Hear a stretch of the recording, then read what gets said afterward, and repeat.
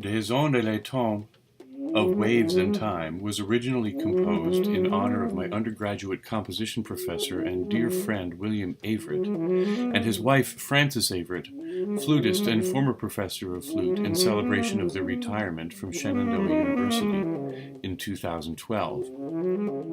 My first composition under Will's guidance, Two Movements for Solo Flute, was premiered and performed several times by Charlene Romano during the spring of 1988.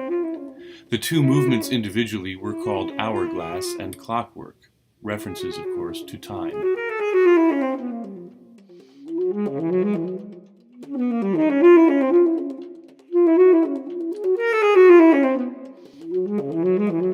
After about 25 years, Des ondes et temps may be a far more mature third movement, partly due to the title's reference to time, but mostly because it contains quotes of that first piece in the frame of a perpetuum mobile.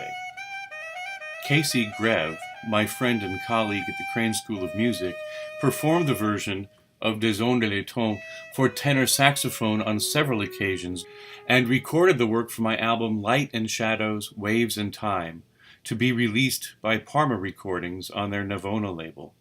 Casey's brilliant performance opens the album.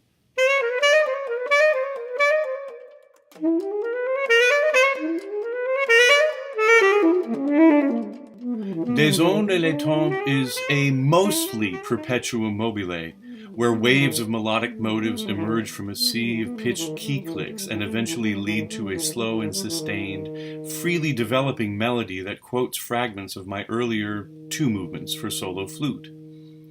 The material gradually breaks down, leading into a return of the opening material in a textural retrograde. I created a remix of Des ondes et temps to close the album, using raw files from Casey's performance to create a sort of musique concrète version.